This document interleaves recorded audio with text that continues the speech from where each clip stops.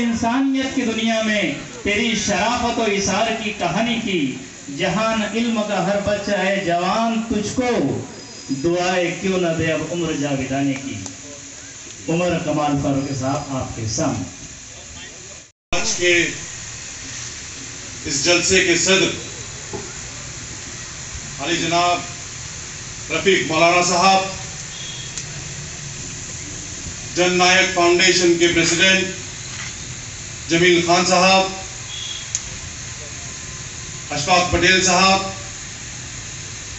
ملا صاحب، یہاں پر جس کی تقریر، جس کی رہنمائی ابھی ہم نے سنی، خاندیش کی شان کریم سالار صاحب، کمال فاروقی صاحب، منور خان صاحب، اسٹیج پر بیٹھے پاٹل صاحب، معزز مہمانان، بزرگوں، دوستوں، نوجوان ساتھیوں، میں سب سے پہلے جن نائک فاؤنڈیشن کے تمام عہدیداران کا شکریہ ادا کرتا ہوں کہ آپ لوگوں نے آج جامنیر آنے کا مجھے جو موقع دیا، دعوت دی، اور یہاں آ کر اپنے خیالات، اپنا میسج یہاں کی عوام، یہاں کے نوجوانوں کو، یہاں کے لوگوں تک پہنچانے کا جو موقع دیا، میں آپ تمام کا شکر گزار ہوں۔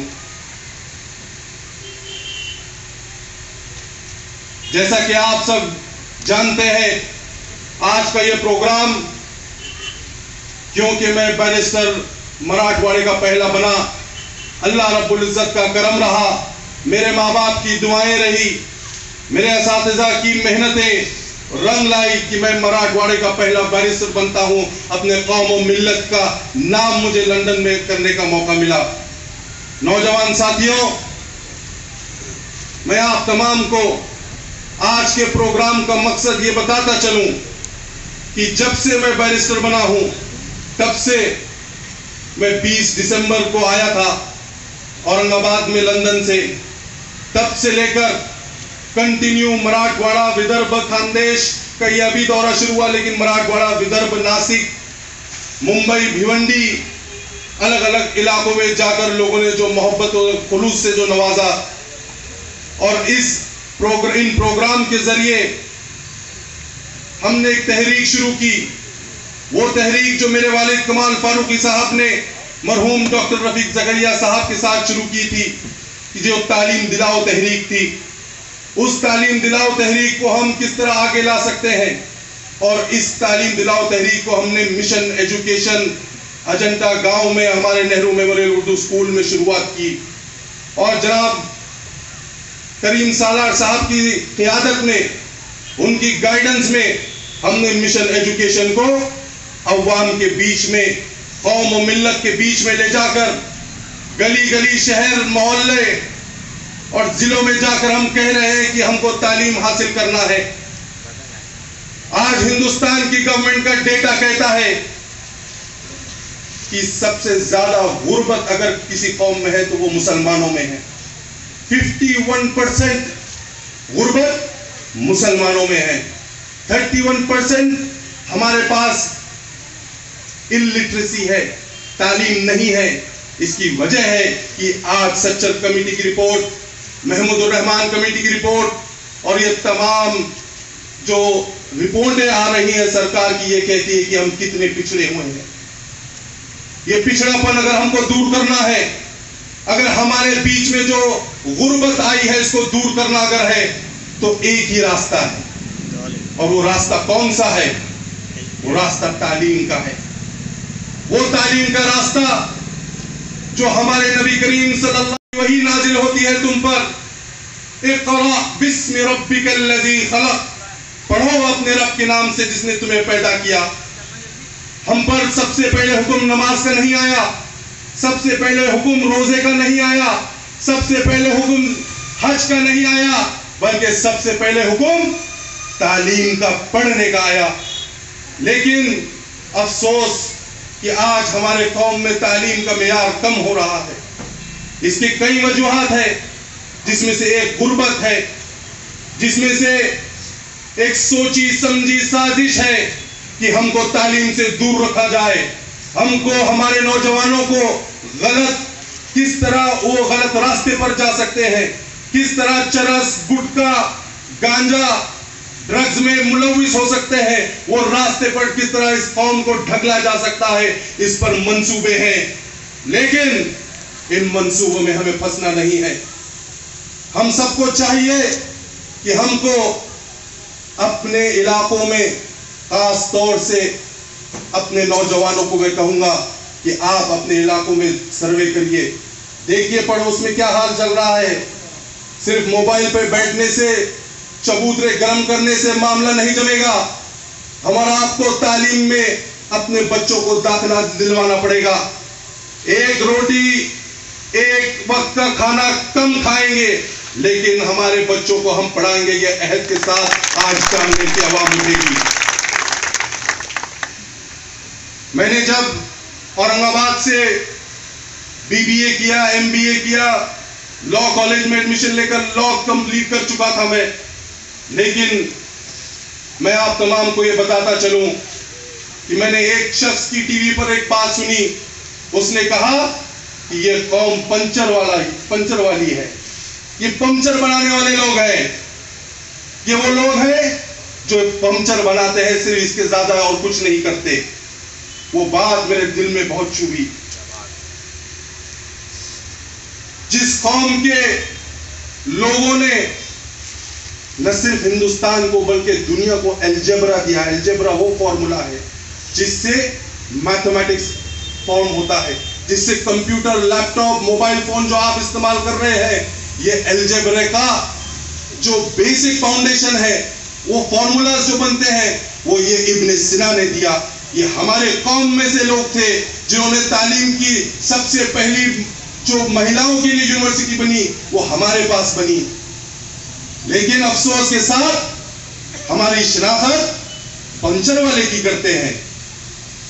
وہ بات میرے ذہن میں بیٹھی.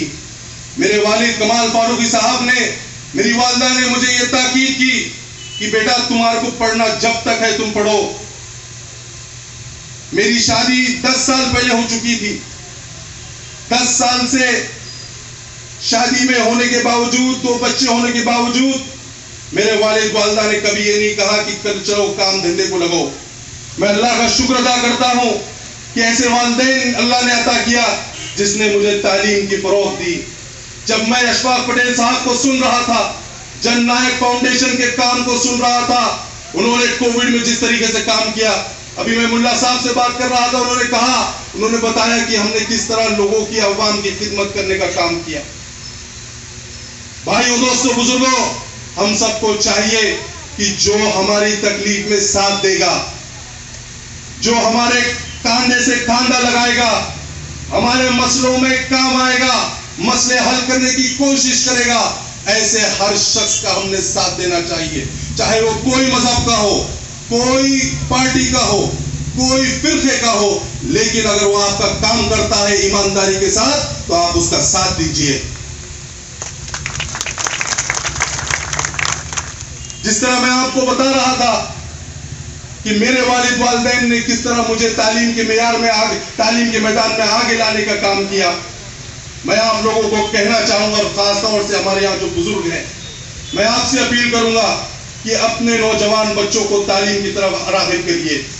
چاہے کچھ ہو جائے، میں اب پرانا رونا نہیں روں گا کہ ہمارے ساتھ گورنمنٹ کیا کر رہی ہے، کیا نہیں کر رہی ہے، یہ ہم اور آپ جانتے ہیں. لیکن چھوٹی لکیر کے سامنے بڑی لکیر مار دو، سارا کام سیدھا ہو جائے گا.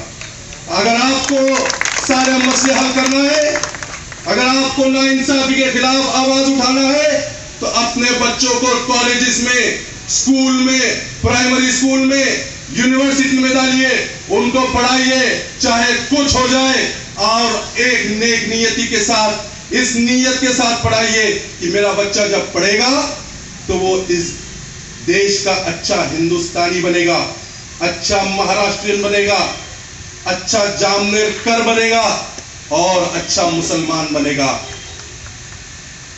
نوجوان ساتھیوں، ہم اکثر دیکھتے ہیں کہ اگر کہیں آرکیسٹرا کا پروگرام ہو جائے، اگر کوئی اور انٹرٹینمنٹ کا پروگرام ہو جائے تو بھیڑ بہت جلدی آ جاتی ہے، لیکن جب تعلیم پر بات ہوتی ہے اور کنسٹرکٹیو بات ہوتی ہے تو لوگوں تک میسج پہنچانا مشکل ہوتا ہے۔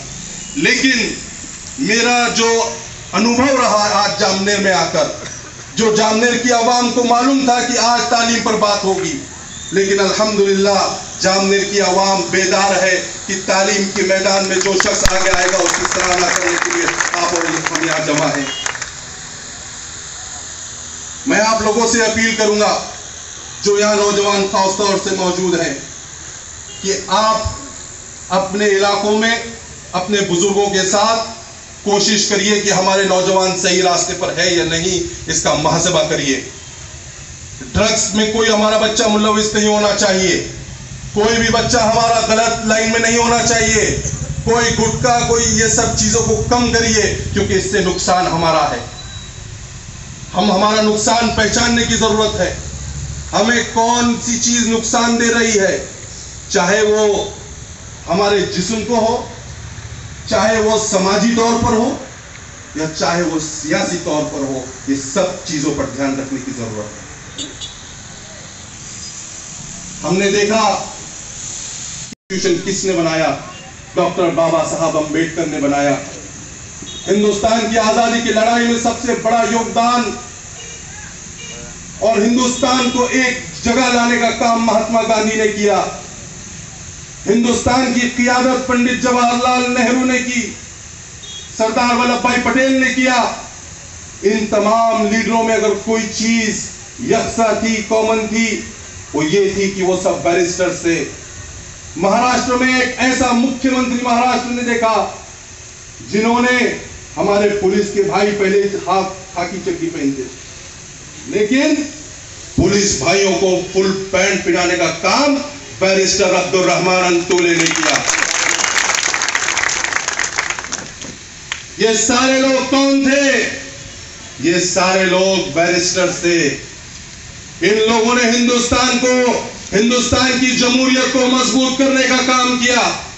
ہندوستان میں محبت اور خلوص، بھائی چارہ کس طرح آ سکتا ہے، اس پر کام ہوا۔ یہ سب جب میں نے اپنی تعلیم حاصل کرتے وقت یہ چیزیں دیکھی تو میں نے یہ طے کیا کہ انشاءاللہ میں بھی بیرسٹر لندن سے بنوں گا۔ میرا مقصد کوئی نوٹ چھاپنے کے لیے بیرسٹر بننا نہیں تھا۔ یہاں پر لوگ باشعور ہے، آپ جانتے ہیں کہ لندن کی زندگی کیسی ہوتی ہے، ہم ٹی وی میں اکثر دیکھتے ہیں، وہاں کا آرام، وہاں کی فضائیں، وہاں کا سب کچھ بہت اچھا لگتا ہے۔ مجھے بھی 4 سال رہنے کا وہاں موقع ملا۔ کوالٹی آف لائف، وہاں کی زندگی بہت خوبصورت، بہت اچھی، ہر چیز بہت اچھا۔ اور جب کوئی شخص بیرسٹر بنتا ہے تو اسے 1 گھنٹے کی 1 لاکھ روپے فیس دے کر وکالت کرنے کا موقع ملتا ہے۔ یہ سارے موقع میرے لیے تیار تھے، لیکن میرا ضمیر گوارا نہیں کر رہا تھا کہ میں اپنی قوم، ملت کو ہندوستان میں آج میری قوم کو سب سے زیادہ اگر ضرورت ہے کہ اچھے سے اچھا اچھے سے اچھا وکیل ہمارے پاس کس طرح آ سکتا ہے، ہمارے پاس اچھے سے اچھا پالیسی بنانے والے لوگ کس طرح آ سکتے ہیں۔ ہم وہاں دیکھتے تھے کہ مایوسی کا ماحول ہے، ڈرانے کی کوشش کی جاتی ہے، آپ کے حقوق چھیننے کا کام کیا جاتا ہے۔ لیکن بھائیوں، دوستوں، بزرگوں، ہم سب کو یہ گیدڑ بھپکیوں سے ڈرنا نہیں ہے۔ ہمارا کام کنسٹرکٹیو پوزیٹیو ہوگا۔ ان کو جواب اگر دینا ہے تو آپ تعلیم سے جواب دیجئے۔ یہ اگر آپ کو پنچر والا بولتے ہیں تو آپ کے اس جامنیر میں 2-5 بیرسٹر بنائیے، ڈاکٹر بنائیے، انجینئر بنائیے، اچھے وکیل بنائیے، اچھے ججز بنائیے۔ اور اس کے ساتھ ساتھ ہندوستان کی جو سب سے اہم چیز اگر کوئی ہے، اس کی خوبصورتی ہے، تو وہ گنگا جمنی تہذیب ہے۔ وہ یہ تہذیب ہے کہ ایک مسلم سماج کا بچہ بیرسٹر بنتا ہے تو اس کی خوشی میں پاٹل صاحب یہاں پر سٹیج پر آتے ہیں۔ یہ میسج ہم کو دینا ہے کہ ہمارے پاس اگر کوئی زہر پھیلانے کا کام کرے گا تو ہم اس زہر کو چڑھنے نہیں دیں گے۔ نوجوان ساتھیوں، آپ سب کو بیداری کے ساتھ، محبت اور خلوص کے ساتھ، بھائی چارے کے ساتھ ایک دوسرے کے ہم کس طرح کام آ سکتے ہیں اس پر کام کرنے کی ضرورت ہے۔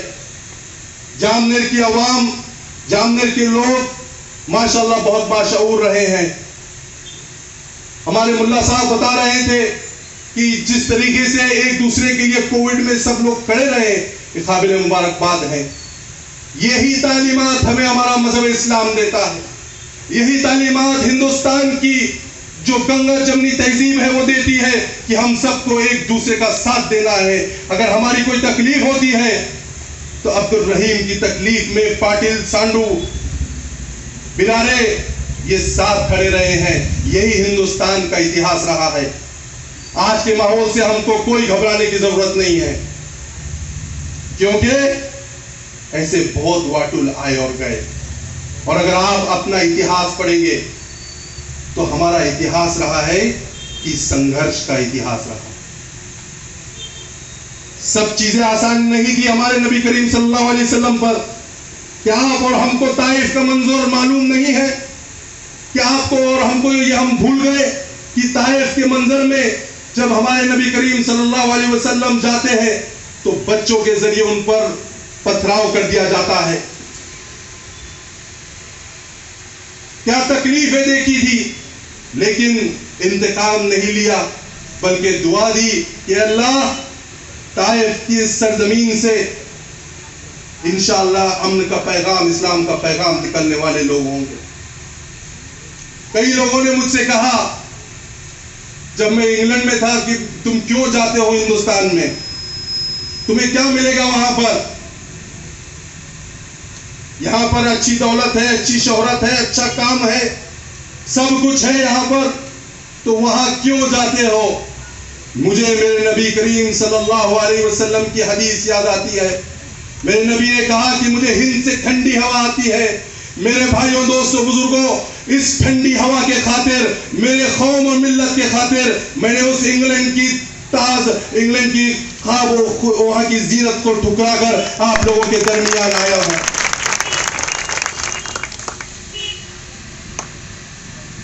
بھائیوں، دوستوں، میں آپ لوگوں کو اپیل کروں گا کہ ہم سب کو بہت سنجیدگی کے ساتھ سوچنا ضروری ہے۔ ہم سب کو چاہیے کہ ہم بھی اپنا محاسبہ کریں۔